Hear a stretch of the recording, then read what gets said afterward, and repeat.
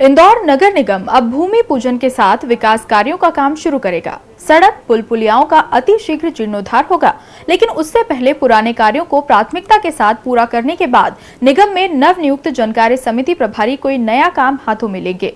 ये बात जनकार्य समिति प्रभारी शंकर यादव ने अपनी प्राथमिकताएं गिनवाते हुए कही। इंदौर नगर निगम के दूसरे पायदान पर है शंकर यादव। शंकर यादव को सबसे ज़्यादा चुनौतीपूर्ण विभाग मिला है, सबसे ज़्यादा काम वाला विभाग मिला है और वैसा विभाग मिला है जैसे कि शहर के लोगों को काम दिखाई दे। शंकर जी, आपका डीजी न्यूज़ में स्वागत है। आप जनकार्य समिति के प्रभारी बनाए गए हैं, सेकंड पायदान पर है, सबसे प्रभावी है, सशक्त आपका वहाँ नेतृत्व है। किस तरह के लाभ इंदौर शहर की जनता को आपके MIC में आने के और जनकार्य समिति जैसी पावरफुल समिति के बनने के बाद मिल सकते हैं? हमारी प्राथमिकताओं में सबसे पहले तो ये है कि जो पुराने काम चल रहे हैं, देखने में ये आता है कि नगर निगम काम तो करता, परंतु उसमें जनता को परेशानी बहुत ज़्यादा, सालों परेशानी देखना पड़ती है। कई काम चालू होने के बाद 4 साल तक 5 साल तक चलते रहते हैं, तो उन कामों को पहले हमको पूर्ण करना है। कई पुल पुलिया अभी चल रहे हैं काम, और दूसरी पुलियाओं के काम भी शुरू करना। भी हम 26 तारीख को जो एक व्यवस्थित हमारा मार्ग है जयरामपुर वाला, उसकी पुलिया का भी भूमि पूजन कर रहे हैं, उसका भी हाथों हाथ काम चालू करेंगे। फीडर रोड हमारा चल रहा है, ये सुदामा नगर नयन तिवारी मार्ग से जो भंवर को यहाँ तक जाएगा, भंवर तक, वो भी अधूरा पड़ा है, उसको भी हम पूरा करेंगे। 2 पुलियाओं का काम हमारा यहाँ चल रहा है धार रोड पर, उसमें भी एक तरफ का रास्ता हम 2-4 दिन में चालू करने वाले हैं रामकृष्ण बाग के यहाँ पर। तो हमारी प्राथमिकता ये है कि पहले जो काम हो रहे हैं उनको हम प्रायोरिटी से उनको पहले हम पूर्ण कर दें कि जनता को उसमें परेशानी नहीं हो।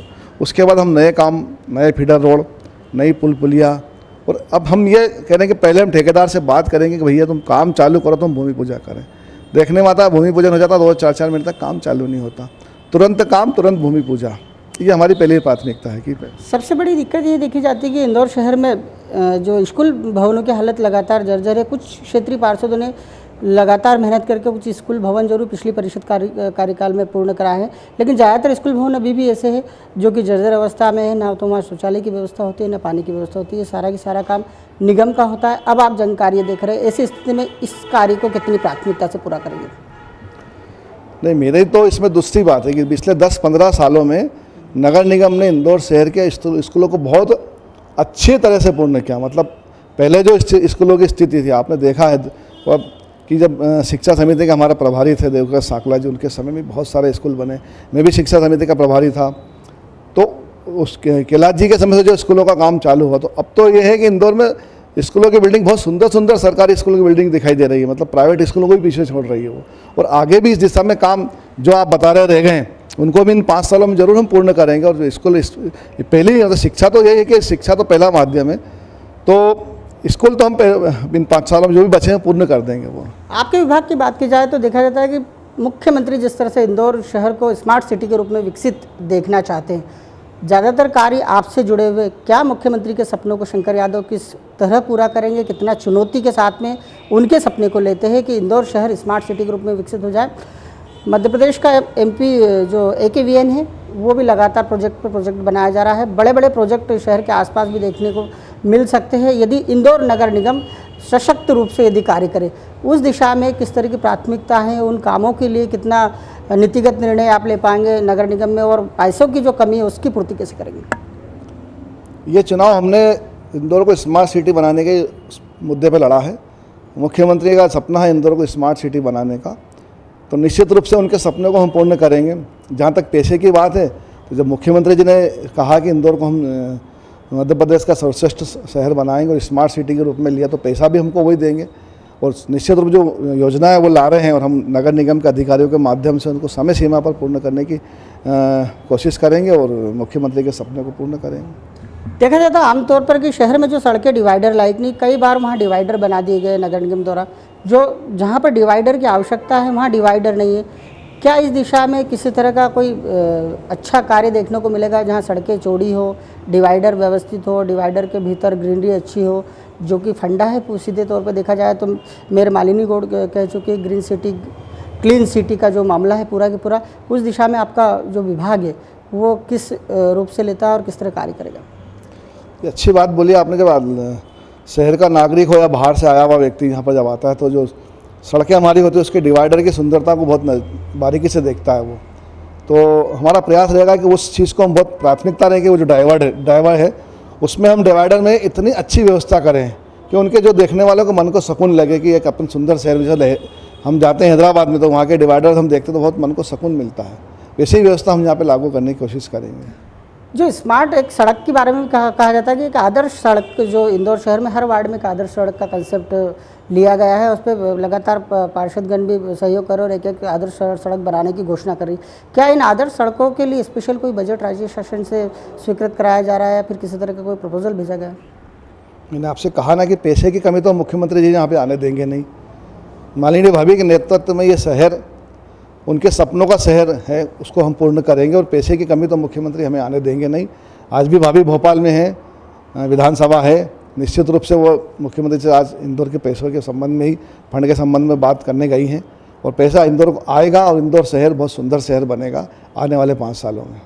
देखा जाता है कि इंदौर शहर को एक आईडीए की तरफ से सौगात मिली और उसको संभालने का काम जो है इंदौर नगर निगम के जिम्मे है। रीजनल पार्क की बात की जाए तो अब क्या क्या नया देखने को मिल सकता है रीजनल पार्क में, किस तरह से 4 चांद लगा सकते हैं शंकर यादव?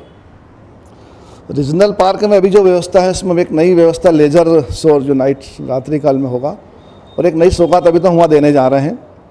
तो जल्दी से वहाँ पर जो बड़े बड़े शहरों में हम लेजर जो देखते हैं एक सौगात तो हम निश्चित रूप से रीजनल पार्क अपने आप में इंदौर के लिए सौगात है ही, उसमें आने वाले समय और सौगातें मिलेगी। एक बहुत जल्दी ही लेजर का भी वहाँ सौगात हम देने जा रहे हैं। शहर की एक पार्किंग समस्या बेहद विकराल रूप लेती जा रही है। भवन बना दिए जाते हैं, नक्शे के विपरीत बना दिए जाते हैं और वहाँ पार्किंग की कोई सुविधा नहीं होती।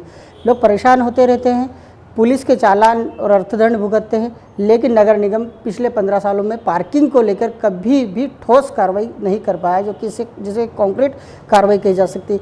क्यों नहीं नगर निगम भवन निर्माताओं के खिलाफ सख्त कार्रवाई करता है और पार्किंग व्यवस्था को सुचारू रूप से करता है? ये तो हम अनिवार्य रूप से भवन जो परमिशन है उसमें हम पार्किंग की तो अनिवार्य रूप से करने जा रहे हैं नक्शे में।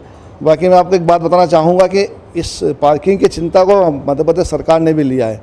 अभी आपने देखा यातायात और परिवहन करके नया विभाग बना है, उस विभाग का काम यही है इंदौर शहर के पार्किंग और ये यातायात वगैरह जो है ठीक उस विभाग की जिम्मेदारी है। और जो नया विभाग बना है तो निश्चित रूप से जो प्रभारी बने हैं उनके दायित्व रहेगा और वो अच्छी तरह इस चीज़ को कि ये पार्किंग की समस्या तो शहर में है ही और पुराना जो शहर है ये राजबाड़ा के आसपास है तो बहुत ज़्यादा है और यातायात विभाग जो हमारा बना है उसके माध्यम से समस्या दूर होने जा रही है। इसी से जुड़ा हुआ और एक प्रश्न है कि इंदौर नगर में नो डाउट कि कुछ पार्किंग स्थल तय किए हैं, वहाँ पर बड़े बड़े निर्माण कार्य के लाखों रुपया खर्च भी किया है, इसके बावजूद लोग उन पार्किंगों का इस्तेमाल नहीं कर पाते। क्या वाहन चालकों को किसी तरह का जन जागृति अभियान चला के या निगम अपने स्तर पर उन्हें आकर्षित करने के लिए मंथली पासेस जारी करके या फिर और कोई सुविधाएं देके उन पार्किंग स्थल जो कि जर्जर अवस्था में पहुंच गए, 5-7 सालों से बने, उनका मेंटेनेंस नहीं हो पा रहा, वाहन चढ़ नहीं पा रहे हैं, खासतौर से इंदौर नगर निगम के करीब लगा हुआ पार्किंग स्थल की बात करें अपन तो वहाँ देखा जाता है कि केवल मैजिक वाहन और वैन्स केवल एक पॉइंट के रूप में वहाँ खड़े रहते, पूरा की पूरा पार्किंग स्थल खाली होता है।